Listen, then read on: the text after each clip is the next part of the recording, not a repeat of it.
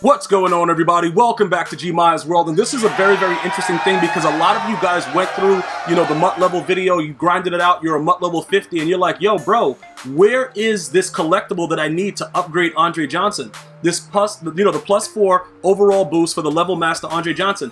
Where is it at, bro? What's going on? Well, you actually find it in level challenges, and shout out to all of the guys that immediately let me know in one of my videos a couple days ago, Gmia, it's in the level challenges. So pretty much everything that you're going to need for all of the cards, to get powered up, pretty much is in the game already. You just have to go ahead and find it. So when you go through these 7 level challenges, after you're done with them, you are going to get that boost that you need to get level, get that Andre Johnson level master up. Now, I want to go ahead and talk briefly about it as we go through the different segments of these challenges that we're going to do and ultimately unlock the +4 overall boost, because some of you guys want to know, is Andre Johnson, is he worth it right now?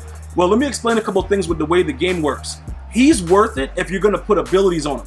Now, I've already put out a video explaining to you guys the way the ability point system works, how it's going to be different from Madden 20. You have so many other options now. It's not just 3 and 3. You get 3 X factors, but you can put abilities on a lot more players offensively and defensively.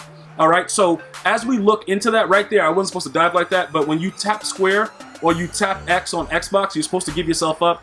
I'm still getting used to it. It's kind of weird because the L2 button is all celebration and you don't have that break anymore. So pretty much you're utilizing the left stick for everything with player movement. It is kind of weird, but you get used to it.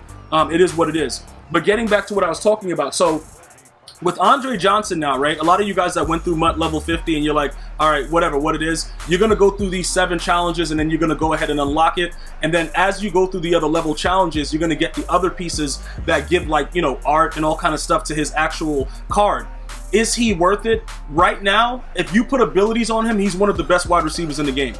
Okay? It is a little bit, I don't want to say little, it's very, very expensive right now, and I've given you guys some information on how to get, cheap training. Pretty much Drew Brees is the plug.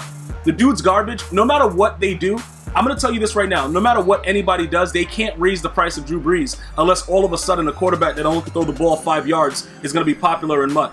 He will not be popular, so he will be one of the cards that we will be regularly lurking throughout the year early to kind of get training.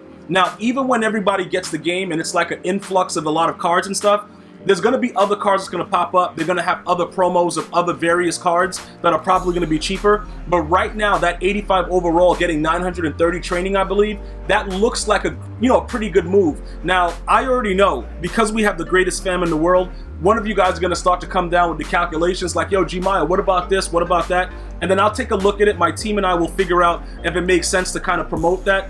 If it's like a different variations of cards to get them cheaper. But right now, because the 81 overall cards are so expensive, if you can get Drew Brees for about 25K, it mathematically makes sense based on what you get for the lower level cards at this point. But obviously, we continue to evolve, we talk to each other, we communicate, and we do the best that we can to make our teams better, cheaper.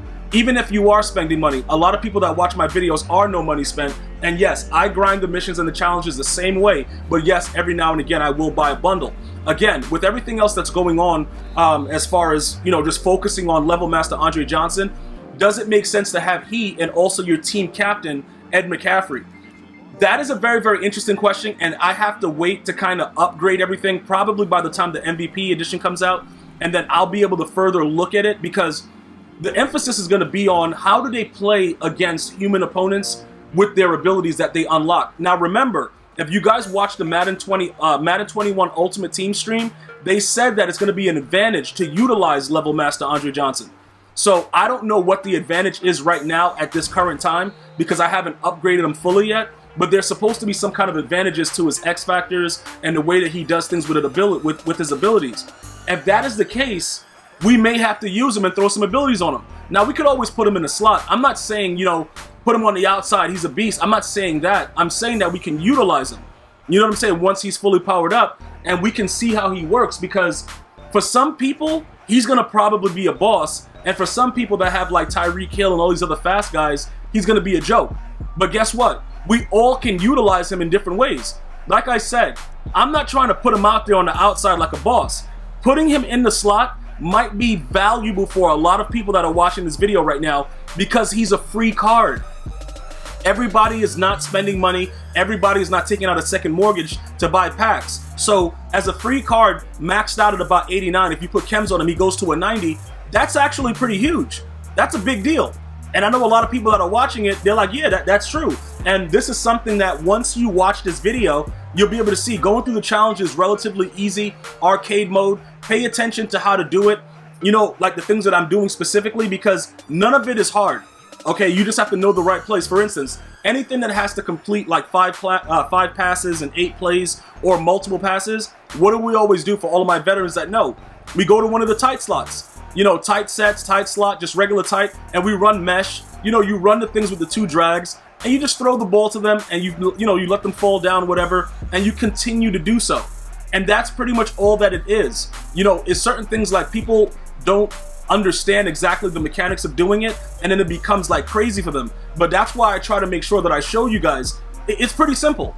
You know, you just gotta want to do it. Right there, I wanted to throw a Stevie, and they didn't want to pick it. Whatever, dog. Like, I literally wanted to throw that Stevie, and they wouldn't allow the computer to pick it off, bro. But it is arcade mode, so usually they won't pick you off, but it is what it is.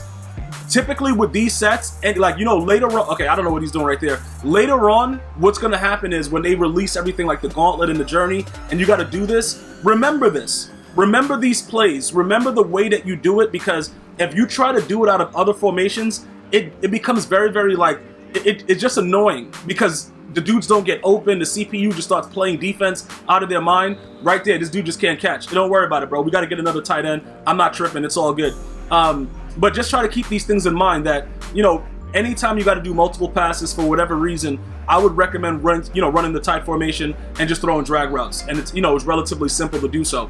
So after you get through all of this, you know, you will have a different mindset of the way the game plays, because I noticed a couple things. As I play through these challenges, I get a better feel for the game. Now remember, day one, there's more than likely going to be a tuning update, a patch. It's going to be a lot of stuff going on, right? So the game may change a little bit speed-wise, but I need you guys right now to kind of focus in. For those of you guys that have, you know, EA Play and you're playing it early, get used to the way the players move and everything else about, you know, breaking tackles, everything that comes into the game. I don't know how you caught that, but it doesn't matter. This was the final challenge right here that we have to do. So, you know, right here, we're going to throw another hot one, and it don't matter. Just keep mossing dudes. You know, I can't wait to do that in competitive mode. You know what I'm saying? I'm just trying to lab a couple things, but we're going to be on. We definitely going to be on. So after you do all of that, right now it's just showing us that we reached MUT level 24, but because that last one, all for one, the 7th challenge, there goes your +4 overall boost. You go ahead and add it into the level master Andre Johnson, and you will be able to continue his upgrade path. I want to thank you guys and girls for watching. I'm going to see you guys and girls next time. One love, y'all.